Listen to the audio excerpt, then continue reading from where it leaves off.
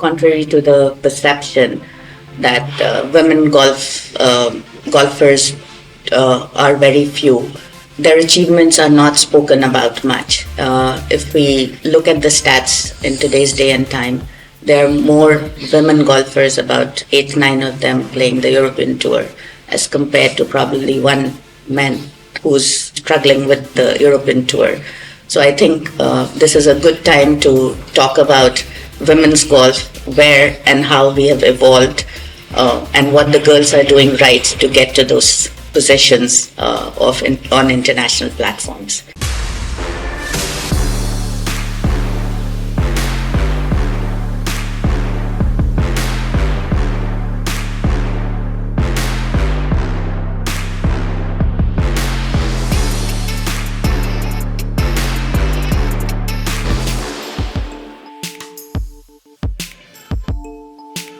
So good morning, everyone. We welcome Navita Mansingh ji. She's part of the IGU, a great amateur golfer and a mother of a professional ladies golfer. Thank you for coming in for the podcast, ma'am. We are honored to be having you here to discuss this evolution of ladies golf, something which in 1907 we were playing. And in 2007, the first Women Golf Association of India was formed. We really want to understand where this sport is, right? Because the general feeling is, I don't know how many girls play, where do they reach, do they have the time? So we really love to hear from you the perspective of a lady golfer and a mother of a pro and a part of this association. That where is the ladies golf situation today at? Very good morning to you as well, and thanks for an elaborate introduction. I call myself an experienced golfer and a mother who's raised a sports person and a golfer, incidentally. And I'm glad we are having this conversation here because, contrary to the perception that golfers are very few, their achievements are not spoken about much. If we look at the stats in today's day and time, there are more women golfers, about 8-9 of them playing the European Tour, as compared to probably one man who's struggling with the European Tour. So I think this is a good time to talk about women's golf, where and how we have evolved, and what the girls are doing right to get to those positions on international platforms. Absolutely, ma'am. And more so when we recently found out that, the first time the women golfers in India were playing was 1907. And incidentally, the WGA got formed in 2007, so 100 years before it got its recognition. But to cover the 100 years in 2024 today, we have more Indian golfers playing on the LPGA versus the men's golf. There could be various reasons, various aspects, but it shows that the women golf has started to pick up. And I think we would really like to hear from you is this journey and where and what is happening, that we see this trend, and as you said, the inflection point is now. So we'd really like to hear your point of views on that. Yeah, so like you rightly mentioned, that I think golf is at an inflection point. And there is some recognition of performance in excellence, and I think the girls have picked that up. I think thanks to social media as well, that their achievements are amplified. Previously, we've had incidences of Simi Mehra, who achieved this feat of being on the LPGA Tour some 40 years ago, and we don't see enough recognition granted to her, even as part of a golfing legend that she is. And on the social media, I don't see many interviews of her. She could be a perfect role model for a lot of women, but we don't talk about her. I think that is one reason, and I think introduction of golf after 100 years into Rio Olympics and Aditi almost making it to the medal or the podium was a great inspiration to many youngsters. It seems like a reachable dream for many of the girls. Sadly, in India, I think whatever the girls are achieving, it's thanks to their parents. I don't think we have an infrastructure or a system to support upcoming women golfers. It's only when they reach a certain level is when the support comes in, and I think that's what needs to change. Additionally, I think promise of getting scholarships in U.S. colleges is one great motivation for a lot of many girls to pick up the sport. As parents, I think even the parents are more aware of the game. However, we are not there where we should be compared to any other sport. But that's what something is picking up, and I think that's good for the game, and that's where we are seeing that many of the girls are on LPGA tour today. That's very interesting, ma'am. I think that's a very. Let's pick up from one of the points that you said, right? So, parents, right? And you've been a mother of a pro. I'm sure it's been a tough journey, because golf does take you to travel, right? But I don't think it's only golf, right? I think it's even in cricket today. If you talk to most professional cricketers, they've had to struggle, travel, the families travel. But where do you see is the biggest challenges that you faced? And I know there's this whole ladies golf and ladies stuff, but was the challenge in getting the right places to stay, or was it the challenge of the funding to go through? What is the challenge that you see? Because if the girls have to get out there, they have to grow, and we've been having this discussion that now we need girls from middle class families, smaller towns to take it up. What is the challenge that you see? And I'm sure a lot of our viewers will be more than interested to understand that. What is the challenge that a mother faces, with making a professional golfer from her daughter? Absolutely. As a mother, and I would say I picked up the sport when my daughter picked it up. And I picked up the sport just to be able to support her and understand her challenges. And I started to travel with her while she was traveling on tour. So a lot of hurdles is one is a innate gender bias at our homes. Why must a parent spend so much of time traveling with a daughter?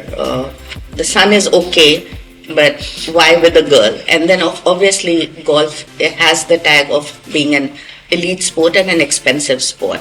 So a travel also entails a lot of money expenditure, and then girls typically need to travel with a chaperone or a parent. So not many parents are willing to invest that kind of time. Between me and my husband, we decided that he takes care of the money coming into the family and I would take care of my daughter and support her fully. But not every parent or every family can afford to do that. And requesting grandmas or grandparents to travel, that's asking them too much. But though I have seen that happen in a lot of families. Another challenge that comes with the girls is you need to stay at safer places because of security reasons. Yeah. We all know how India is. So that entails a lot of expenditure on the part of a typical golf game, or a tournament entails traveling for a week at least. If by train, additional 2 days if it's a far off place, say South India or wherever. But if you're traveling by aircrafts, then you're spending more money. So money is also an important factor in that. Equipment as it is expensive. Staying up to date with equipment and the latest equipment to facilitate your better game is also something that has been a challenge. And finding that in India, it's difficult to get equipment, customized equipment, and the right people to be able to do that. So that is one challenge that was faced. And while I was traveling with my daughter as an amateur, I saw a stepmotherly treatment given to the girls' tour. There were no sponsors. There were times, of course, there were arrangements made, but there would be times on the golf course where there would be no water available. As parents, we had to make arrangements for those things. So, and I totally understand coming from a sponsor's perspective, their catch is we need eyeballs. Obviously, it's a smaller pool. You cannot, there's no coverage on TV or Facebook or whatever. So they don't get the eyeballs. They're not willing to sponsor the tour. But that itself poses a lot of hurdles for the girls. There's no sponsorship, even on the professional tour. If you look at the total prize money versus the men's tour, I think it's 10x, right, for the men. That's the discussion I think all sports are having, like lawn tennis is having, all the sports are having. But ma'am, if you've seen these challenges and now you're touch with your daughter as a professional, but for the upcoming parents who want to do it, do you see that, has it started to change a bit, or is it still the same? or you start, as we were discussing, the inflection point can only happen when the stability also comes in the parents' mind, right? If that finally they'll get somewhere, right? We know, we were just discussing about the way the college applications, because the girls are being invited across the world if they're a good professional golfer today. I find a lot of my friends' daughters heading to US just based on the golf scholarships, and it's tougher for boys and also tougher in other sports. So there's a big opportunity opening up there. But do you see that this trend has changed because you've done the tough part and you've reached here, but the new ones who are coming in, do you see that change right now in the ecosystem? Yeah. So to some extent, yes, the parents are seeing golf as an opportunity to get visibility and also to get, like you said, get college admissions. But the flip side to that is a lot of girls or parents are just targeting that as an end goal, where we want these girls to be able to pursue the sport. That's when the sport will grow. So they get college admission, get scholarship, but after that they're not pursuing the sport. So the pool for professional golfers within India is a very small one, because these girls, they go to the colleges, then they're picking up other professional careers and not golf, because it comes back to being there's no money in golf, right? Professional golf as well. How do you sustain yourself? And for a parent, when your child is an adult, you want them to be able to earn their living, make a career, earn their living, be able to pay their bills. And if they're not able to sustain themselves as a professional, not very many parents will be willing to do that, or they may not be, they don't have the means to be able to sustain that. So I see a lot of interest because of the success stories, like we've seen in badminton. There's an upsurge of young kids picking up the sport. But the flip side to it's up to getting a college scholarship, and then it's stopping there. The funnel is kind of not actually feeding into a larger pool of professionals. Or you also feel that, women's golf also need that special moment, that X factor. Like Aditi is almost making the bronze medal on the first Olympics where we participated. Because it's great to see Aditi, Diksha, they're doing so well, they're being talked about. We need those small inflection point moments, right? When we want the young, because, let's come to where we've been having the discussion about girls playing golf on the courses today, right? We see that numbers growing stupendously, and it's not only about girls, right? Now we see ladies at QGL. Our whole emphasis was there should be a woman, so there's 2 women per team, which is bare minimum, which every team owner has to decide. But we also made a format where it does not discriminate with, or make it tougher for them. So even if she's playing whichever, they do well, and more consistent golfers win. So I found more teams are also going for more than 2 to 3 women, and that's the idea that we are coming in. But the important thing is, how are you seeing this whole sport for now? I'm not even talking the young girls or the pro girls, I'm saying even in ladies, because we see them growing in numbers across, right?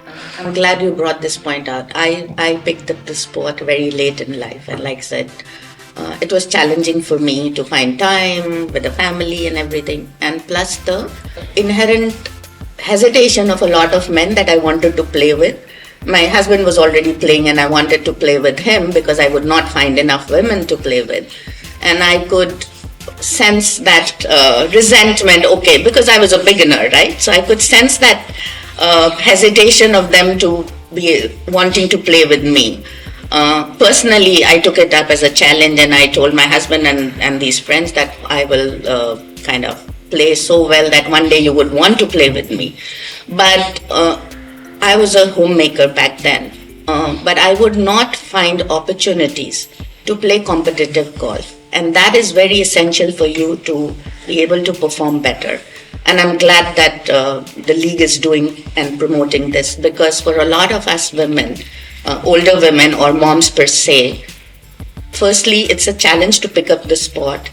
And if at all they do, there are not very many opportunities to play competitive golf, right? So I think women of our age also need that opportunity. And I think in current day and time, there are a lot of leagues happening, and I'm glad that you're promoting inclusion of women into the team, because Not every women, because most of us would have picked it up later in life and we're not like single digit or consistent one. But opportunities like this also keep us motivated.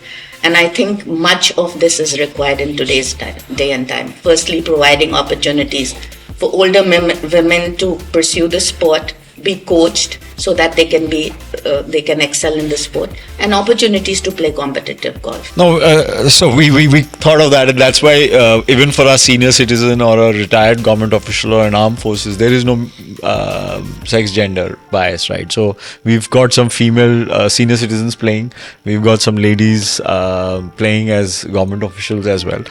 So that was the idea, because we're seeing that in most golf courses, you get up in the morning and you see and you're playing in the morning, that the number of ladies golfers in the last few years has beautifully grown, right? Now in the morning, if there's about 100 golfers teeing off, you would find at a good 20 to 30 of them there, and they have their good 4 balls, right? They've started to travel, right? So it's getting better, right? Because I have hearing some tournaments of ladies happening across the country now.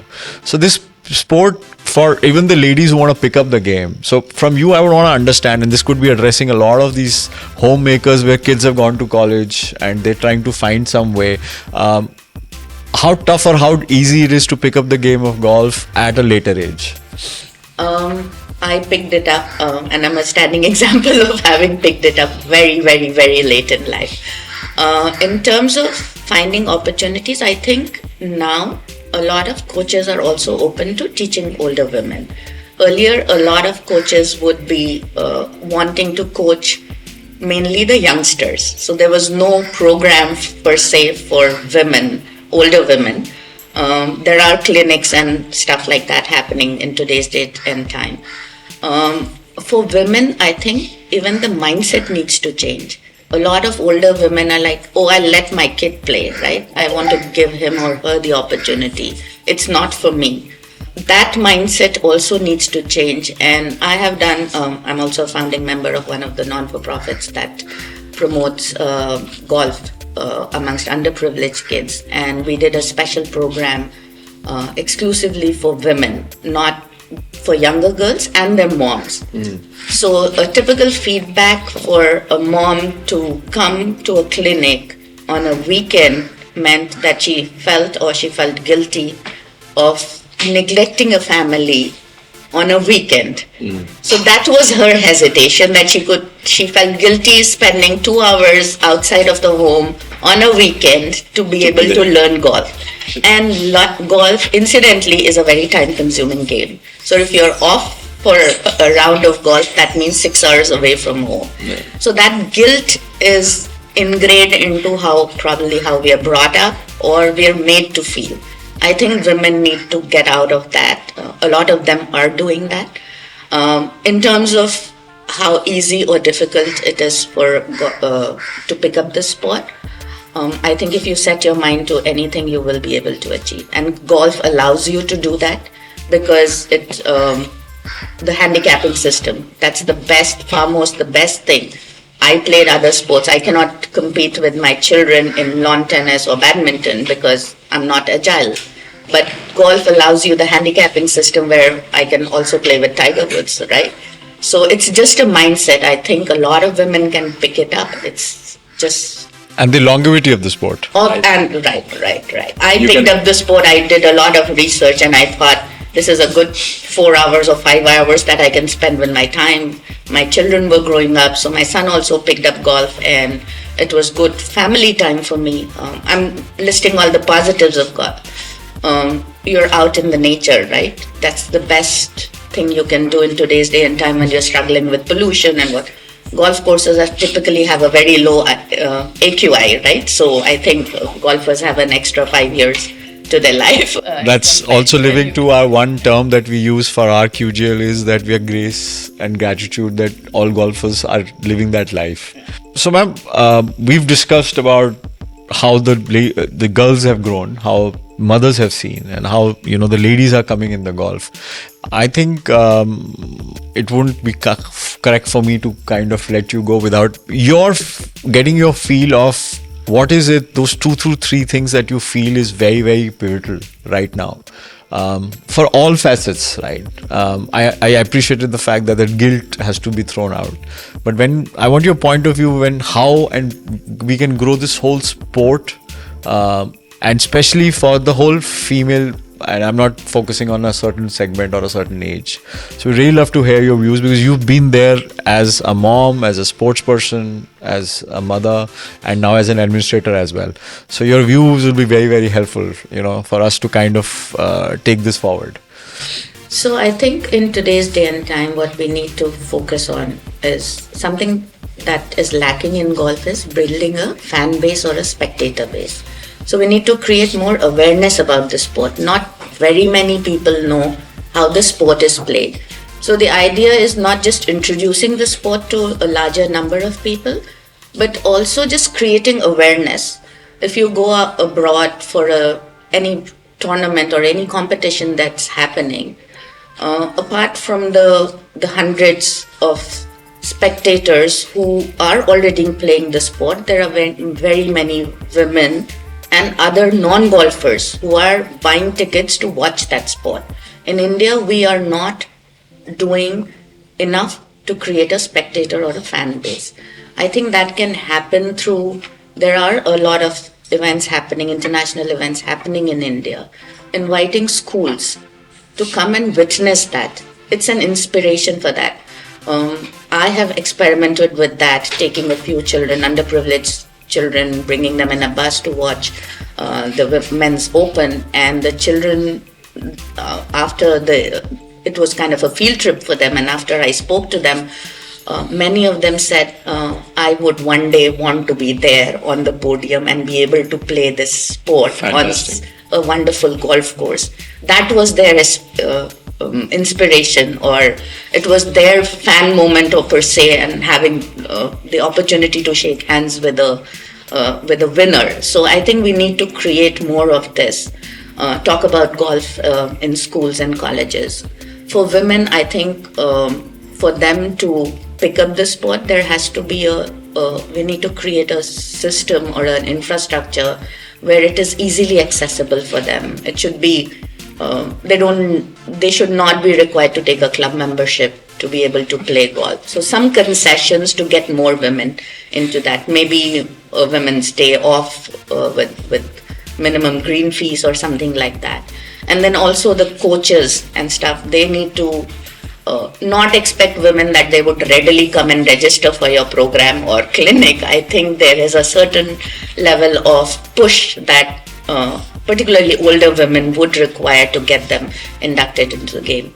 And obviously, I think the money is the main thing. Women's golf, or in general, golf does need more money, especially when children are playing amateur. That's the support that they need in terms of equipment or sponsorship or whatever. If you look at Thailand, every amateur playing on the tour is sponsored. In India, even the professionals are not sponsored, particularly the women sponsors. So that is what needs to change.